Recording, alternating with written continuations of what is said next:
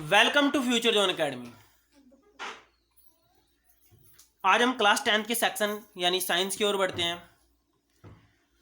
Class 10th में हमारा chapter चल रहा था तत्वों के आवर्त वर्गीकरण। जी हाँ, तत्वों का जो आवर्त वर्गीकरण था, आज हम उसी में आपका 7 नंबर का पोर्शन कराने जा रहे हैं। बेसिकली एक वीडियो आपने पीछे देखी होगी, उसमें जो आपका पार्ट आता रहता है या फिर इसका जो पार्ट आता रहता है, दोनों 7 नंबर में अक्सर करके आते रहते हैं। आप लोग दोनों को ध्यान से देखिए और समझिए। तो आज हम इसमें जो बात करने वाले हैं वो करने वाले आधुनिक आवर्त सारणी की। तो आप लोग यहाँ पर समझने का कार्य करते हैं। अगर आपको नोट्स चाहिए और स्पेशल बैच से जुड़ रहे हैं तो आप 8755084148 पर आप संपर्क कर सकते हैं। इसमें आपको कैसे पढ़ाया जाएगा, इसके लिए भी आप लोग एक वीडियो देख सकते हैं जिसका नाम है ऑनलाइन कैसे पढ़ें, और वो हमारे चैनल फ्यूचर जोन एकेडमी पर ही पढ़ी है। तो आइए शुरू करते हैं आज का टॉपिक। आज हम पढ़ेंगे आधुनिक आवर्त सारणी के बारे में। आधुनिक आवर्त सारणी, तो देखिए ये सारणी कैसी थी, तो कैसे कैसे आप इसके बारे में सारा का सारा अध्ययन करेंगे। तो आप शुरू से लेकर लास्ट तक वीडियो को ध्यान से देखिए। मैं बताता हूँ आप लोगों को। सबसे पहले आपकी जो सारणी बनाई थी वो बनी थी त्रिक नियम के आधार पर। फिर उसके बाद पहले त्रिक बनी, फिर उसके बाद न्यूलैंड ने बनाई, फिर उसके बाद मेंडलीफ ने बनाई। तो मेंडलीफ ने जो अपना सिद्धांत रखा था, अगर आपके याद हो, मेंडलीफ ने क्या बताया था कि अगर तत्व है ना आपका, तो जो इसके सारे के सारे गुण हैं वो किस पर निर्भर करते हैं, वो द्रव्यमान पर निर्भर करते हैं। किस पर निर्भर करते हैं? द्रव्यमान पर। क्या बताया मेंडलीफ ने? बताया अगर हम तत्वों के आवृत्ति गुणों के बारे में बात करें तो वे गुण सारे के सारे द्रव्यमान पर निर्भर करते हैं। लेकिन क्या हुआ, एक वैज्ञानिक था मोजले। मोजले वैज्ञानिक ने क्या किया, इसने अपनी प्रैक्टिस की, प्रयोगिक किए और बहुत सारे एक्सपेरिमेंट किए, जिसके आधार पर इसने एक नियम निकाला कि जो तत्व होता है ना, वो उसके सारे के सारे गुण उसके द्रव्यमान पर निर्भर नहीं करते, उसके परमाणु क्रमांक पर निर्भर करते हैं। किस पर क्रमांक पर निर्भर करते हैं? परमाणु क्रमांक पर निर्भर करते हैं। तो फाइनली ये नियम आपका बदल गया और तत्वों के जो गुण थे वो किसके ऊपर निर्भर करने लग गए? परमाणु क्रमांक पर निर्भर करने लग गए। और इसी के आधार पर जो आपकी नई सारणी तैयार हुई, उस सारणी को बोला गया आधुनिक आवर्त सारणी। उसको क्या कहा गया? आधुनिक आवर्त सारणी। और उसका नियम क्या रखा गया? उसका नियम रखा गया तत्वों के गुणधर्म उनकी परमाणु संख्याओं के आवर्ती फलन होते हैं, या फिर आप कहो कि तत्वों के जो गुणधर्म होते हैं उसके परमाणु क्रमांक पर निर्भर करते हैं। तो क्लियर हो गया। आइए थोड़ा आगे बढ़ते हैं, इसकी विशेषताओं के बारे में बात करते हैं। किसके बारे में? विशेषताओं के बारे में। आपको जब 7 नंबर का क्वेश्चन दिया जाएगा तो आपको कैसे लिखना है ये आप नोट्स में देखकर अच्छे से लिख सकते हैं। तो आगे बढ़ते हैं विशेषताओं में। विशेषताओं में आप पहली विशेषता देखिए, इसमें आपके 18 क्या दिए हैं? स्तंभ दिए हैं। क्या दिए हैं? 18 स्तंभ। और इसमें 7 आपको क्या दिए हैं? 7 इसमें दिए हैं पंक्तियां। क्या दिए हैं? आपकी 7 पंक्तियां। यहां पर ध्यान दीजिए आप लोग। 18 तो इसमें स्तंभ है जिनको हम क्या बोलते हैं? वर्ग या समूह बोलते हैं। क्या बोलते हैं? वर्ग या समूह बोलते हैं। और इसमें 7 पंक्ति हैं। कितनी पंक्तियां हैं जिन्हें हम क्या बोलते हैं? आवर्त बोलते हैं। क्या बोलते हैं? जिनको हम आवर्त बोलते हैं। क्लियर? दूसरे पॉइंट की ओर आगे बढ़ते हैं। दूसरा पॉइंट है आपका, जो आधुनिक आवर्त सारणी है उनमें तत्वों को उनके परमाणु क्रमांक के आरोही क्रम में रखा गया है।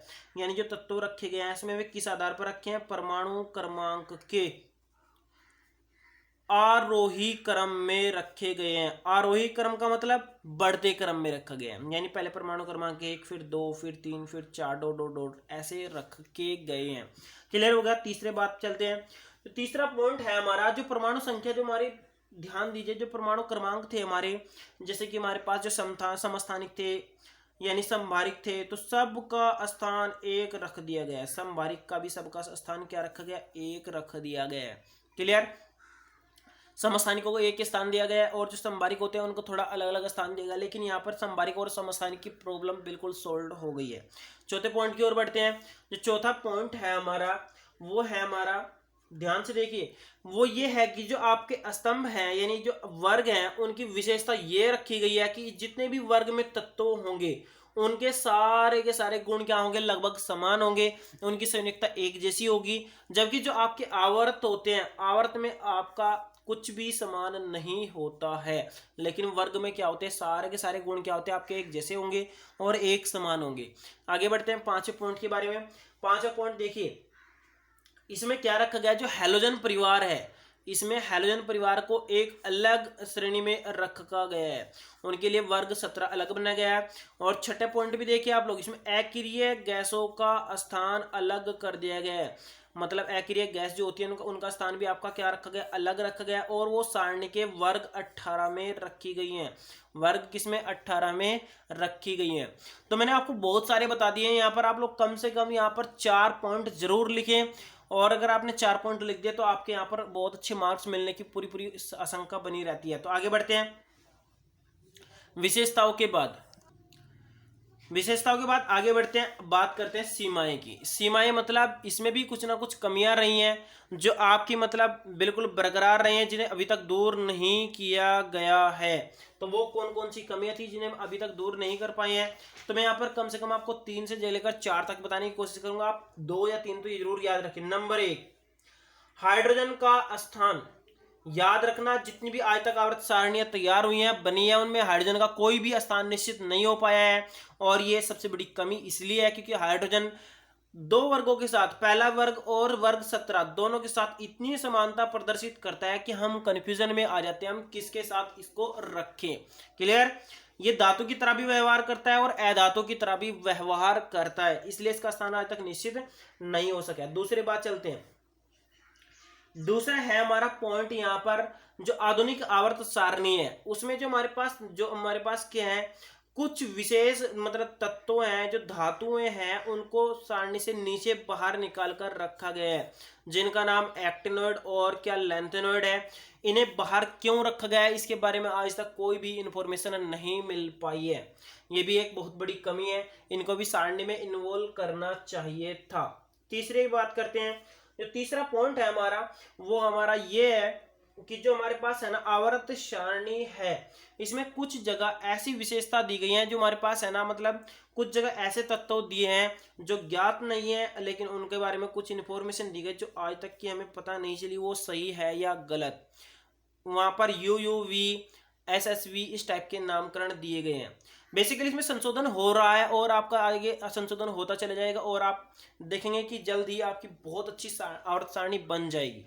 आगे चलते हैं, तो कम से कम आप 2 तो लिखेंगे, यहाँ पर 3 मैंने आपको बता दिया। अब आगे बढ़ते हैं, आधुनिक आवर्त सारणी में प्रवृत्ति मतलब गुण कैसे कैसे बदलेंगे, तो ये भी आप देख लीजिए। पहले हम संयोजकता की बात करते हैं। किसकी बात करते हैं? संयोजकता। आप लोग देखिए, मैं आपको यहाँ पर 2 चीज में ट्रेंड बताऊंगा, एक तो मतलब वर्ग में, एक मैं बताऊंगा आपको आवर्त में। वर्ग आपका ऊपर से नीचे चलेगा और जो आपका आवर्त होता है वो आपका बाएं से दाएं चलेगा। वर्ग में आपकी जो संयोजकता होती है वो क्या होती है? सेम होती है, मतलब ये आपकी बिल्कुल भी नहीं बदलती है। जो संयोजकता पहले तत्वों की वही लास्ट वाले तत्वों की होगी। लेकिन आवृत्ति में क्या होता है, लेफ्ट टू अगर राइट आप चल रहे हैं तो पहले आपकी संयोजकता बढ़ेगी और फिर 4 बढ़ने के बाद उसके बाद फिर 3 2 1 घटती चली जाएगी। क्लियर? तो आप लोग देख गए हैं, वर्ग में आपकी संयोजकता सेम रहती है और आवृत्ति में क्या होती है, पहले बढ़ती है फिर लगातार घटती चली जाती है। आगे चलते हैं, परमाणु आकार।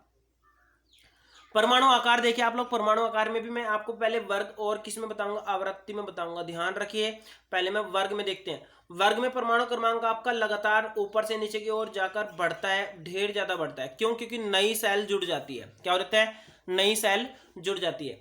अब बात करें अगर हम किसकी, बात करें अगर हम आवृत्त की, आवृत्त में आपका इसका उल्टा होता है, लेफ्ट टू राइट अगर आप चलते हैं तो आपका जो आकार होता है परमाणु आकार, वो आपका लगातार क्या होता है, घटता जाता है। ऐसा इसलिए होता है क्योंकि जो तत्व होते हैं उनमें संकुचन होता है। क्या होता है? संकुचन होता है। आगे बढ़ते हैं धात्विक गुणों के बारे में।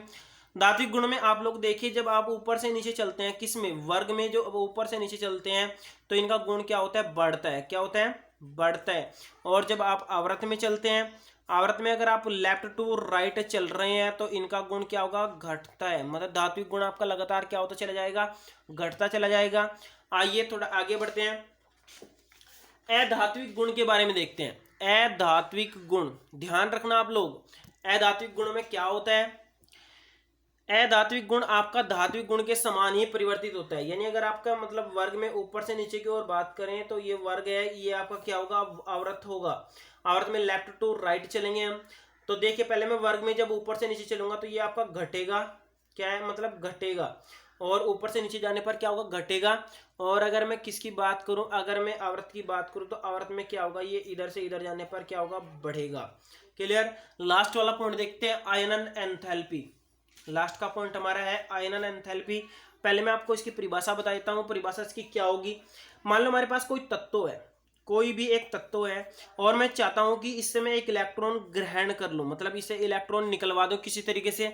तो किसी भी तत्व से एक इलेक्ट्रॉन मतलब ग्रहण करने के लिए या प्राप्त करने के लिए या बाहर निकालने के लिए आपको जितनी भी ऊर्जा दी जाएगी या जितनी ऊर्जा खर्च होगी उसको हम क्या बोलते हैं, आयनन एंथैल्पी बोलते हैं। साथ ही मैं आपको बताऊं, अगर आप इसमें वर्ग में ऊपर से नीचे जाते हैं, वर्ग में ऊपर से नीचे जाते हैं, तो ये आपकी घटती है। क्या होती है, ये घटती है। और अगर आप आवर्त में इधर से मतलब लेफ्ट टू राइट चलते हैं तो ये आपकी क्या होगी, हमेशा बढ़ती है। ओके, ये चैप्टर आपका मतलब फिनिश हो गया और जल्द ही आपका नया चैप्टर आपके सामने होगा। आप लोग एक दूसरे को कोऑपरेट करें, और जब आप लोग हमारी वीडियो को लाइक करेंगे और चैनल को सब्सक्राइब करेंगे तो हम भी आपके लिए बहुत ज़्यादा कोऑपरेशन करेंगे। ओके, अगर आपको वीडियो अच्छी लगी तो आप वीडियो को लाइक करें और हमारे चैनल को ज़्यादा से ज़्यादा सब्सक्राइब करें। Thank you.